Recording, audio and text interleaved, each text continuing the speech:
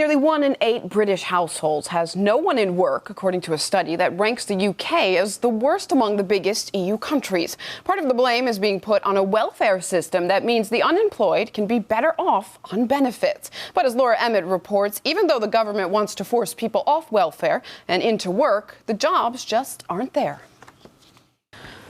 Once the seat of an empire, now the holder of an unwanted unemployment accolade.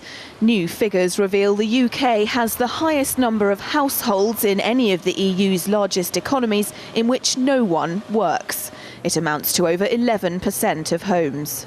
Long-term unemployment is growing as a proportion of total unemployment, but a bigger problem is perhaps hidden from the official unemployment statistics, and that is the proportion of workless households in Britain. So 1/6 of all children, for example, grow up in workless households, which is the highest figure in Europe by some measure. 39-year-old Sandra Haig has never had a job. She had her first child at 16 and went on to have 3 more. None of the fathers is around. Sandra gets the equivalent of more than $20,000 a year in benefits, but she says it's barely enough to stay afloat. I'm not doing anything.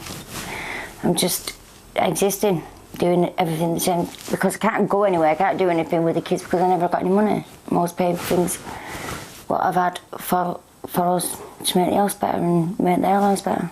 Sandra also gets incapacity benefit because of a problem with her legs. She admits that many people less able than her do go out to work, but the country's generous benefits system means it's often more lucrative to stay at home than to get a job.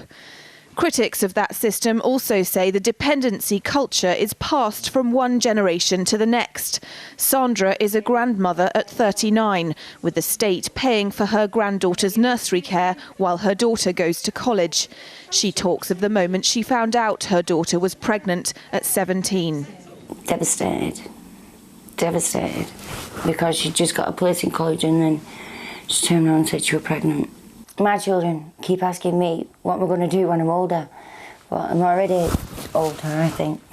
It's a cycle that the cash-strapped coalition government is trying hard to break as it tries to save money.